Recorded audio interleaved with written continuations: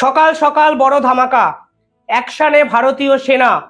এবার বোমের সাহায্যে উড়িয়ে দেওয়া হলো তিনজন জঙ্গি, যাদের বাড়ি কাশ্মীরে, যারা সরাসরি কাশ্মীরের এই নৃশংস হিন্দু নিধন হত্যাকাণ্ডের সঙ্গে জড়িত এবং যারা পাকিস্তানের মদতে এ দেশে থেকে, কাশ্মীরে থেকে এই দেশের ক্ষতি করছিল এবং বেছে বেছে সন্ত্রাসবাদীর মতো আচরণ করে একের পর এক মানুষকে হত্যা করেছে। আপনারা জানেন, ঠিক দুদিন আগে কাশ্মীরের বিস্তীর্ণ অঞ্চল জুড়ে অপারেশন টিক্কা শুরু করেছে ভারত সরকার। সিকিউরিটি কাউন্সিলের যে মিটিং, সেই মিটিং এর পর সিদ্ধান্ত হয় ভারত সরকার অপারেশন টিক্কা চালু করবে এবং অন্যদিকে ডিপ্লোম্যাটিক ওয়েতে পাকিস্তানকে একঘরে করবে।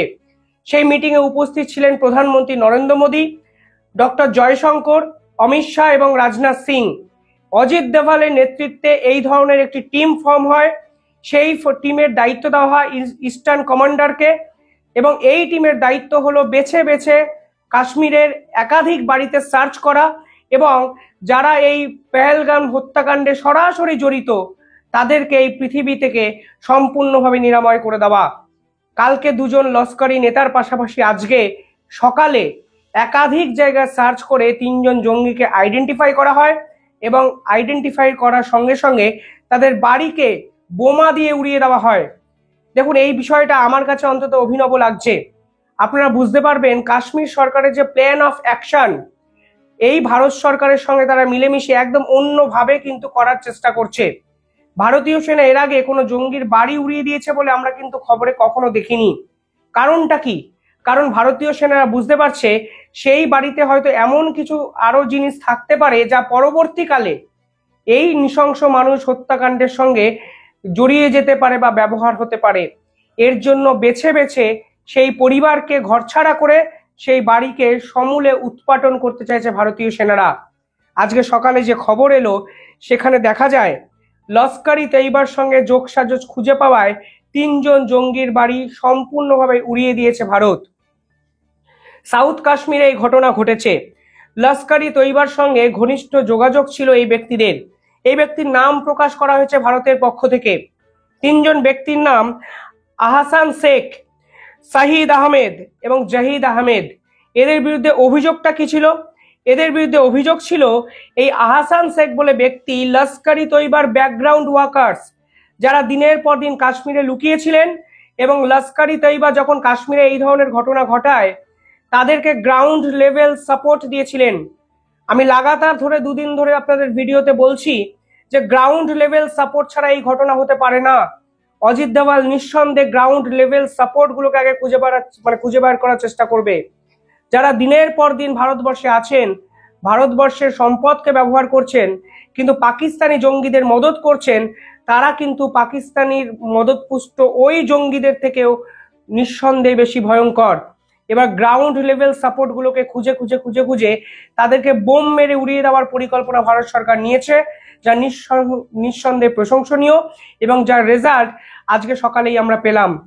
এই আসান সরাসরি লজিস্টিক্যাল সাপোর্ট করেছে এবং এই আসান এই যে গ্রাউন্ড লেভেল যে রিয়েলিটি, এই প্রেক্ষাপটে দাঁড়িয়ে প্ল্যান অফ অ্যাকশনটা তৈরি করেছে বলে ভারতের গোয়েন্দারা জানিয়েছেন। এই বাড়িতে যখন আজকে পৌঁছায় ভারতের গোয়েন্দারা এমন কিছু জিনিসপত্র দেখতে পান যা অস্বাভাবিক মনে হয়। এর জন্য পুরো বাড়িটি সম্পূর্ণভাবে উড়িয়ে দেন এবং সমস্ত কানেক্টিভিটি সেই বাড়ির কেটে দেওয়া হয় এবং আরো প্রয়োজনীয় সামগ্রী তারা কালেক্ট করেন, যা এই তদন্তের অন্যতম গুরুত্বপূর্ণ একটা বিষয় হতে পারে। পাশাপাশি বাকি যে দুজনের কথা বলা হচ্ছে তারা 3-4 বছর ধরে এই অপারেশনগুলো প্ল্যানিং করেছেন। কুলটি আহমেদ, যার অরিজিনাল নাম বিভিন্ন ক্ষেত্রে প্রকাশিত হয়েছে জাহিদ আহমেদ, এবং আরেকজন শাহিদ আহমেদ, তারা 3-4 বছর ধরে কাশ্মীরের বিস্তীর্ণ অঞ্চল জুড়ে এই ধরনের ঘটনাগুলোকে প্ল্যানিং করেছে এবং কাশ্মীরের এই পেহেলগাম হত্যাকাণ্ডের সঙ্গে তারা সরাসরি জড়িত। অর্থাৎ বুঝতেই পারছেন ভারতের যে এক্সটার্নাল শত্রু পাকিস্তানের এই লস্করি তৈবার মতো জঙ্গি গোষ্ঠী কিংবা এদের প্রক্সি গ্রুপ টিআরএফ, এদেরকে মদত দিয়েছে ভারতের এই কাশ্মীরে লুকিয়ে থাকা কিছু মানুষ, যারা দিনের পর দিন ভারতবর্ষে তো ছিলেন কিন্তু পাকিস্তানের হয়ে কাজকর্ম করেছেন। কেমন টাইপের কাজকর্ম? তারা সরাসরি জঙ্গি নাশকতার পরিকল্পনা করেছেন, গ্রাউন্ড লেভেলে সাপোর্ট দিয়েছেন, লজিস্টিক্যাল সাপোর্ট দিয়েছেন, ফোনের সিম কার্ড প্রোভাইড করেছেন, এবং যখন পাকিস্তানে ট্রেন করে এই সকল জঙ্গিরা দেশের মধ্যে ফিরেছেন তাদেরকে সহায়তা করেছেন বিভিন্ন ক্ষেত্রে। বোঝাই যাচ্ছে এ মস্ত বড় এক পরিকল্পনা, যা কাশ্মীরের এই সকল মানুষগুলো কিন্তু ইনভলভ হয়ে গেছে না চাইতে। ভাবলে অবাক লাগে, ভারতবর্ষে থেকে ভারত বিরোধী এই ধরনের চক্রান্ত করছে, তাও আবার পাকিস্তানের সঙ্গে মিলে। আর আমরা কত সহজে এই কাশ্মীরকে আপন ভেবে নিয়েছি দিনের পর দিন। হয়তো এই 3-4টে মানুষের জন্য কাশ্মীরের গরিমা, কাশ্মীরের সৌন্দর্য কোনোদিন শেষ হবে না, কিন্তু দিনের শেষে আজকে আন্তর্জাতিক স্তরে তো খবর পৌঁছাচ্ছে যে কাশ্মীরের কিছু মানুষ আজকে ভারত বিরোধী চক্রান্ত করছে পাকিস্তানের সঙ্গে থেকে, এবং নিরীহ হিন্দু পর্যটকদের বেছে বেছে মারছে তারা। তাদের দাবিটা কি? টিআরএফ একটি স্টেটমেন্ট দিয়েছে কিছুদিন আগে। আমি ঠিক 3 দিন আগে আপনাদের সামনে এই বিষয়টিকে উত্থাপিত করেছিলাম। তাদের দাবিটা হলো, কাশ্মীরে অনেক মানুষ যেতে শুরু করেছেন, এতে কাশ্মীরের কালচার নাকি পরিবর্তন হয়ে যাচ্ছে, অনেক বিদেশি বিনিয়োগ আসছে, কাশ্মীরের জমি অনেকে কিনছেন, এর ফলে কাশ্মীরের যে সংস্কৃতি তা নাকি বদলে যেতে শুরু করেছিল। কাশ্মীর ওদেরই, অর্থাৎ এই সকল ব্যক্তিদেরই যারা এই আক্রমণ করেছেন, এবং কাশ্মীরে কখনো বহিরাগতের আগমন তারা চাইছেন না। অর্থাৎ এরা চেয়েছে কাশ্মীরকে ছোট্ট একটা খাঁচার মধ্যে বন্ধ করে রাখতে, এই কাশ্মীর যেন বহির্বিশ্বের কাছে উন্মোচিত না হয়। কেন বাইরের লোক যাবে? কেন হিন্দু পর্যটক যাবে? কেন কাশ্মীরে নতুন করে মডিফিকেশন হবে? কেন কাশ্মীর সবসময় মানুষে গমগম করবে? কেন কাশ্মীরে সাংস্কৃতিক আদান প্রদান ঘটবে? কিসের জন্য কাশ্মীরকে নিয়ে তো আলোচনা হবে? যেভাবে কাশ্মীর দিনের পর দিন ছোট্ট একটা কুয়োর ব্যাং হয়েছিল, ছোট্ট একটা সীমানা দ্বারা ঘেরা ছিল, এবং সেই কাশ্মীরের মানুষ ছাড়া আর কেউ যেতে পারতেন না দিনের পর দিন, সেই অবস্থায় তারা কাশ্মীরকে দেখতে চায়। এবং এর জন্যই এই সামগ্রিক পরিকল্পনা, যার সঙ্গে আজকে কাশ্মীরের 3-4 জন মানুষের, যুবকের নামও জড়িয়ে গেল, জঙ্গির নাম জড়িয়ে গেল, যাদের বয়স 26 থেকে 30। তরুণ বয়সের এই সকল যুবকরা জঙ্গিতে পরিণত হচ্ছেন, জিহাদি আদব কায়দায়, মানসিকতায় পরিবর্তিত হচ্ছেন। আমরা হয়তো অনেকেই কিছু করতে পারছি না, করারই বা কিছু নেই।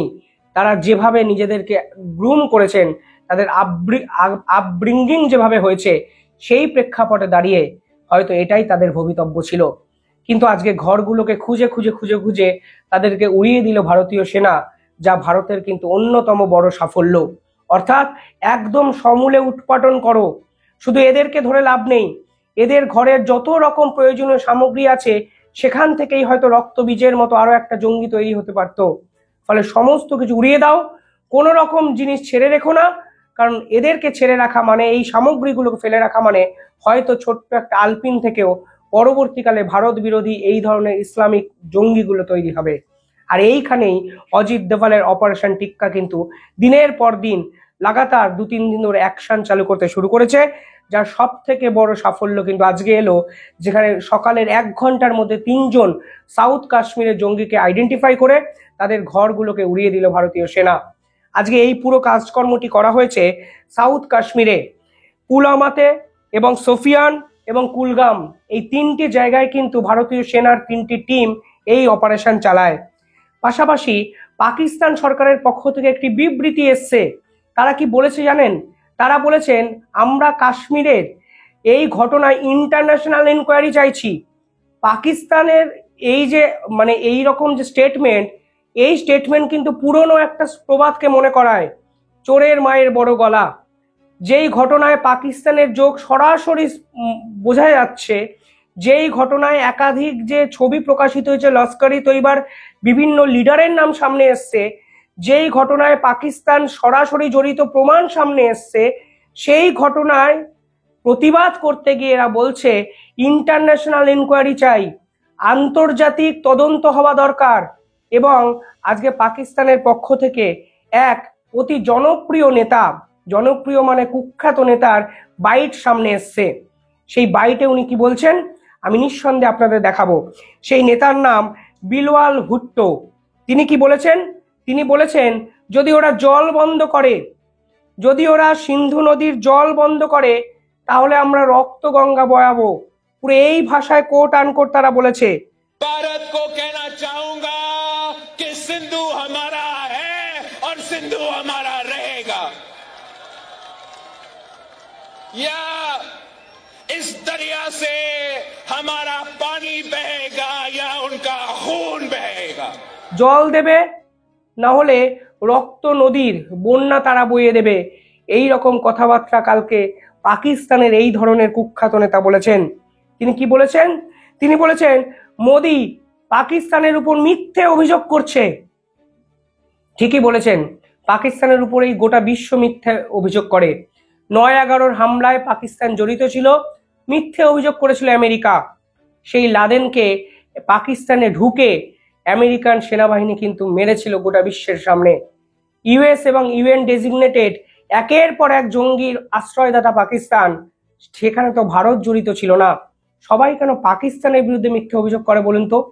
তিনি বলেছেন একতরফা অভিযোগ করা হয়েছে কাশ্মীর নিয়ে পাকিস্তানের বিরুদ্ধে, এর শেষ দেখে ছাড়া হবে। এমনকি সিন্ধু জল চুক্তি কেন বন্ধ করা হয়েছে সেই নিয়ে একাধিক উস্কানিমূলক মন্তব্য পাকিস্তানের এই নেতা করেছেন। আর পাশাপাশি পাল্টা বিবৃতিতে না গিয়ে জয়শঙ্কর একের পর এক অ্যাকশনে পাকিস্তান এবং লস্কর-ই তৈবার বড় বড় জঙ্গিদের বাড়ি উড়িয়ে দিচ্ছেন, একের পর এক ধামাকা। এরা ভেবেছিল দিনের পর দিন ভারতে ঢুকবে, ভারতের নিরীহ মানুষদের মারবে, ভারতের সম্পদ নষ্ট করবে, ভারতবর্ষকে ভারতবাসীকে আতঙ্কগ্রস্ত এক পরিবেশে রেখে দেবে, আর ভারত সরকার কিচ্ছু করবে না, চুপচাপ বসে বসে মজা দেখবে। সেটা তো নয়। 24 ঘন্টার মধ্যে এই নিয়ে 5 জন জঙ্গির বাড়ি সম্পূর্ণভাবে উড়িয়ে দিল ভারত সেনা।